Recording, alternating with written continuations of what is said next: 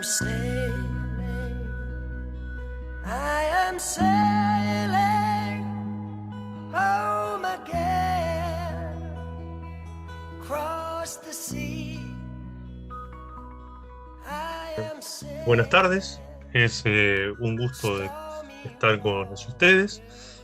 Saludos a todos los amigos, Juan Antonio, Marcelo, Alejandro, bueno, a todos los amigos que son varios los que conozco.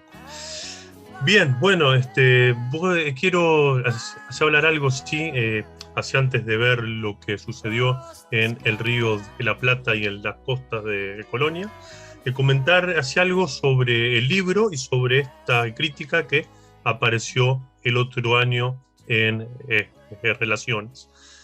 Y es un poco, hay varias cosas para que uno puede destacar de este libro publicado por Banda Oriental, que es, uno es que sigue hace libros previos sobre Solís. Hace varios capítulos que van a hacer alusión a ese libro previo, pero también él sigue en cuanto al método. Eso quiero destacar esto, digamos, para lo que es el método de la historiografía. En cuanto a Juan Antonio, él para este libro, como para el previo, consultó, hacia parte una bibliografía así amplia, importantísima, como, bueno, así tanto clásicos como que nombró de Stefan Zweig, como otros casi libros más, así tanto así libros de América como de España y de otros orígenes. Así hay una consulta importantísima de los archivos, archivos de Madrid, Portugal, ¿sí? Hay archivos en varios. Sobre todo es importante ver, tanto en este libro como en el previo, el tema náutico, que se trata de forma seria, técnica.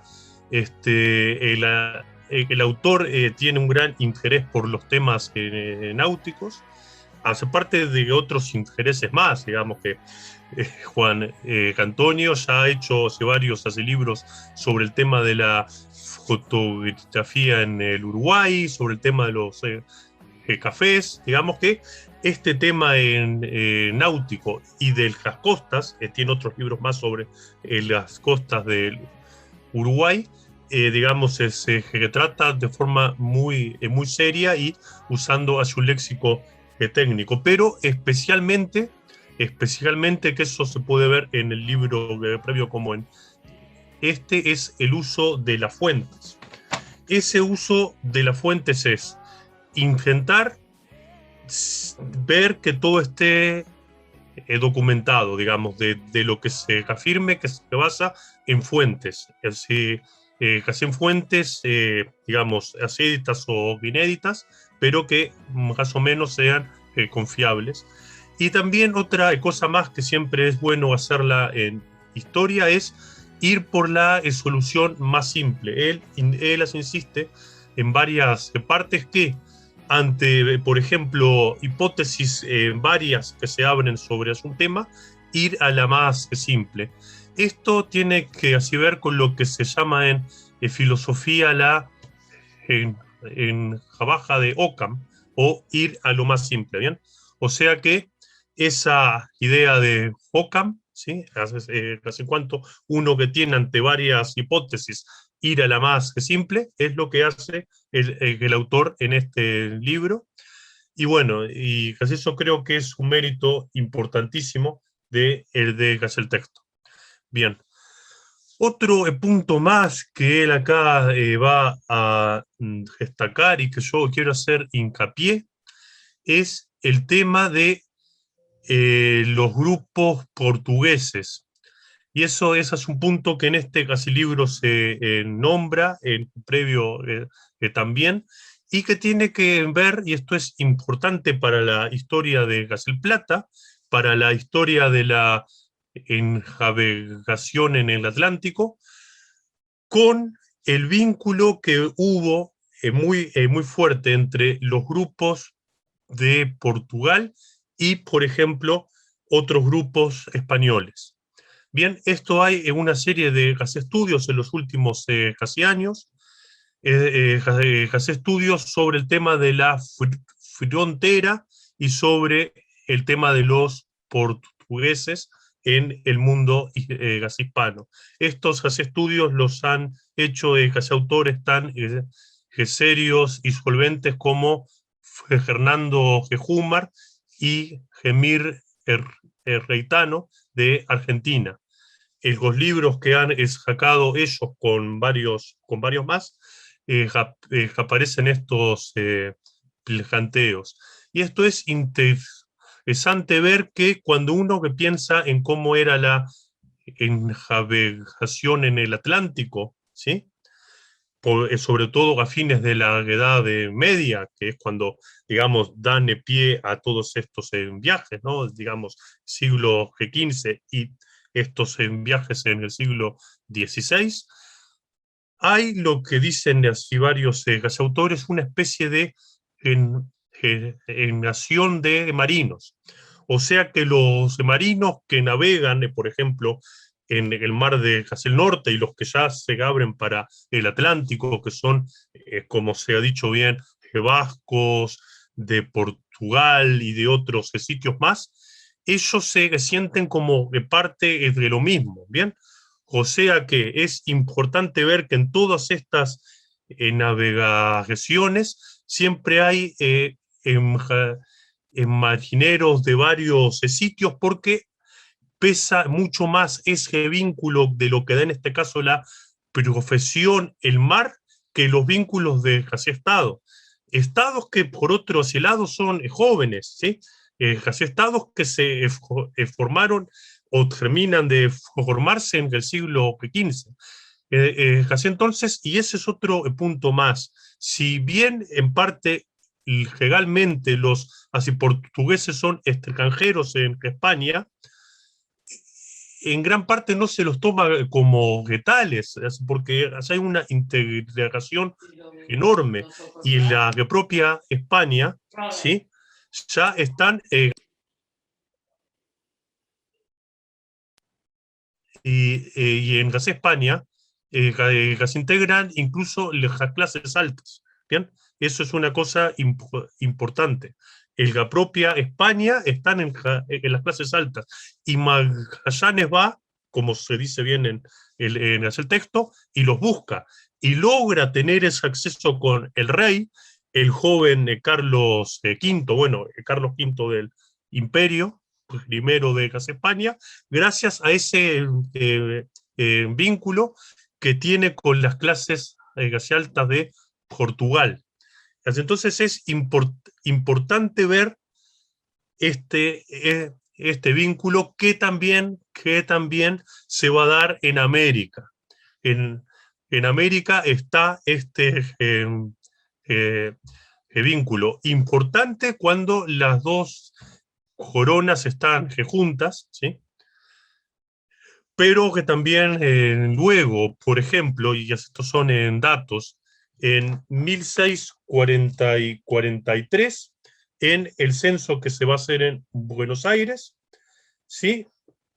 Se encuentra una importante colonia portuguesa en donde hay fortunas que llegan de 5.000 a 10.000 pesos, ¿sí? Y hasta con esclavos. O sea que ya en ese mundo español, bueno, y también en Lima, ¿sí? Hay casi un fuerte casi grupo de portugueses ahí. Bien, y otra cosa más, así bueno, y esto que sigue cuando se funde en 1680 la colonia en estas tierras. Pero bueno, y después, como otros así datos más para ver estos vínculos, en la campaña de Colonia en 1771, de 26 extranjeros, 24 se toman como de Portugal. aunque hay así varios que están nacidos en Colonia y otros en Brasil.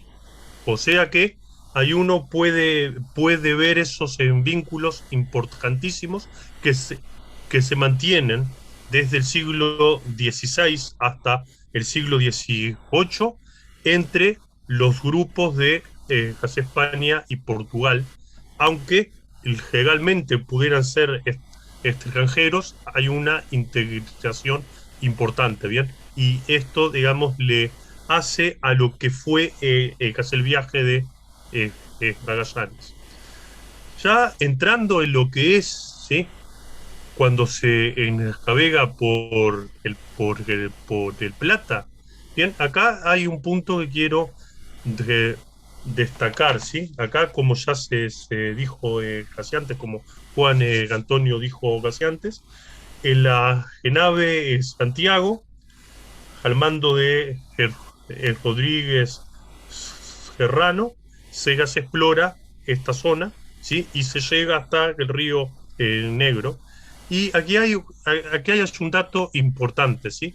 Porque el autor el Riveros Tula, en el año 1959, en su Historia de Colonia, él habla que el que piensa, digamos, esto en el texto, que si uno va y lo mira, el autor dice que es posible que la cruz, que después van a ver otros que navegan, fuera puesta por la expedición de Magallanes. O sea que en la isla de San Gabriel había una cruz de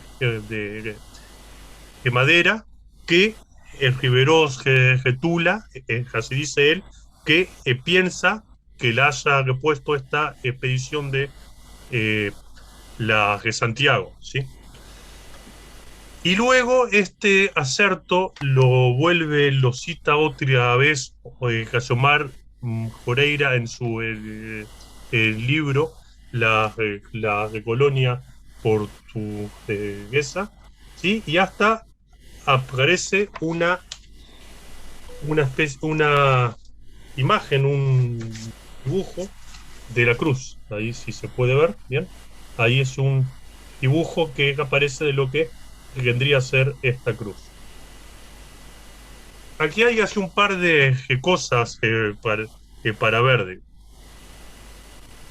Una es que sí, el Riveros de Tula no cita de dónde saca estos datos. Digamos, en esa parte no hay citas. Y si bien pudo haber una cruz, quizás no la puso esta espe- expedición. Bien, o sea que, y Juan Antonio, en su libro, así habla que esto quizás sea algo legendario, ¿bien? Por eso que dije casi antes, al no haber fuentes, quizá no se puede afirmar que, bueno, Galluna, que esta edición le puso de la cruz, y así incluso si llegó a haber una cruz, ¿bien?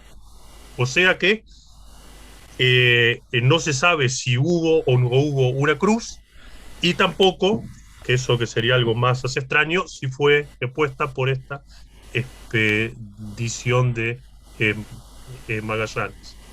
Atento, Sebastián. Bien. Sí, el tiempo ya queda de poco. No, me gustaría que fuera redondeando, por favor, Ah, porque nos faltó sí. hablar del chico este de 14 años que había quedado de la expedición de Solís. Ah, bien. Eso da, bien. Eso ya te resumo y ya que siguen con ese tema. Bueno, bien.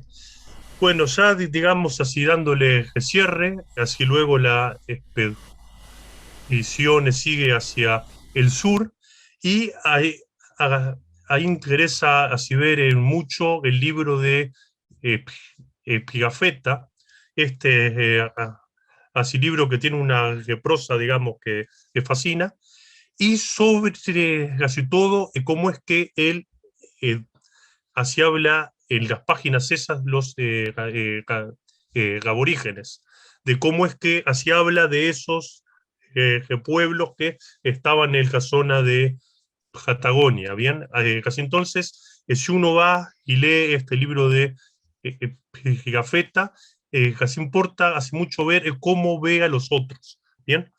Hay varias así cosas que él afirma que hoy se sabe que no son de ese modo, pero que así muestran así muy bien la imagen que tienen los europeos de lo que era ese nuevo mundo.